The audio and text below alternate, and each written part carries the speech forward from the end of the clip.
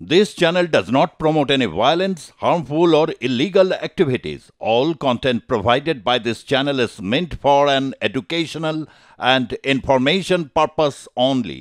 দেশ জুড়ে পালিত হচ্ছে দেশনায়কের জন্মদিবস এবং ১২৮তম জন্মদিবস আজকে তাকে শ্রদ্ধা স্মরণ করছে গোটা ভারতবর্ষ।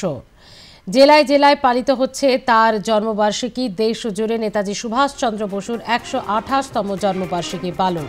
দেশনায়ককে শ্রদ্ধা জানাতে বিভিন্ন অনুষ্ঠানের আয়োজন। দেশ জুড়ে নেতাজি সুভাষচন্দ্র বসুর ১২৮তম জন্মদিবস এবং যার কথা, যার বাণী, যার আদর্শ সব মিলিয়ে কিন্তু তিনি দেশনায়ক হয়ে ওঠেন এবং কবিগুরু রবীন্দ্রনাথ ঠাকুর তাকে এই উপাধি বা তাকেই এই সম্মান দিতে দেশনায়ক কথাটি উল্লেখ করেছিলেন। তিনি আমাদের নেতাজি সুভাষচন্দ্র বসু। সুভাষ গ্রাম তার নামেই পরিচিতি লাভ করে পরবর্তীতে। সেখান থেকে রয়েছে আমাদের প্রতিনিধি বিশ্বজিৎ নস্কর। বিশ্বজিৎ, এখনো পর্যন্ত আমরা জানি যে দেশনায়ক বলতে যার কথা, যার স্মরণ, যার শ্রদ্ধা প্রত্যেক ভারতবাসীর মনেই রয়েছে তিনি নেতাজি সুভাষচন্দ্র বসু। তার নামে শুধুমাত্র মেট্রো স্টেশন, বিশ্ববিদ্যালয়, নেতাজি ইন্ডোর এমনটাই নয়, একটি গোটা গ্রামও। কি বলছে সুভাষ গ্রাম?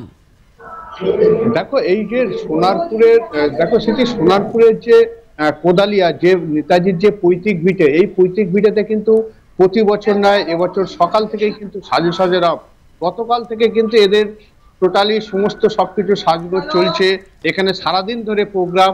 এবং দেখো, এই যে পৈতৃক নেতাজির যে পৈতৃক ভিটে, এই পৈতৃক ভিটেতে কিন্তু বিভিন্ন জায়গায় পুরো কিন্তু সাজিয়ে তোলা হয়েছে একেবারেই সেই যে ১২৮তম যে জন্মজয়ন্তী বর্ষ, যেটা তার কিন্তু অলরেডি শুরু হয়ে গেছে। কারণ তার যে নেতাজির যে পৈতৃক ভিটের সামনে যে লাইব্রেরি, সেখানে কিন্তু তার নেতাজির যে ছবি, সেই ছবিতে প্রথম মালা দিয়ে তারপরে তার যে পৈতৃক ভিটের সামনে সেখানে কিন্তু একটি পতাকা উত্তোলন করে তারপরে কিন্তু তার বাড়িটা খুলে দেওয়া হয়।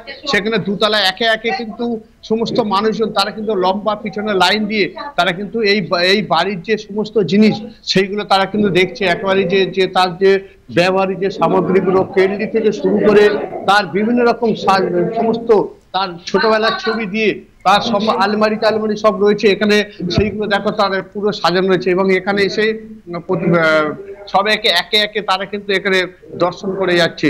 তবে একেবারেই কিন্তু আজকে সারাদিন ধরে তার বিভিন্ন রকম প্রোগ্রাম আছে। সকালে প্রভাত ফেরি দিয়ে শুরু হয়েছে, তারপরে পতাকা উত্তোলন এবং দেখো বিশেষ যে প্রোগ্রাম ১২টা ১৫, সেখানে কিন্তু তার সেই যে তার যে জন্মক্ষণ, যেটা সেই জন্মক্ষণের যে তিথিটা, সেই টাইমটাই কিন্তু একেবারে সবাই মিলে শাঁখ বাজাবে, মহিলারা শাঁখ বাজিয়ে তাকে স্মরণ করবে।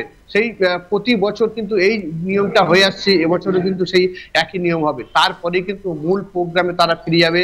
পরপর তাদের সেখানে আঁকা প্রতিযোগিতা থেকে শুরু করে এবং দেখো এখানে কিন্তু একটি বাড়িপুর প্রেস ক্লাবের তরফ থেকে এখানে কিন্তু ফটো এক্সিবিশনও দেওয়া হয়েছে, যাতে সমস্ত নেতাজির বাড়ির লোকেরা তারা যাতে আসে এবং এই এক্সিবিশনে তারা বিভিন্ন রকম ছবিও দেখে, বিভিন্ন রকম ভালো ভালো।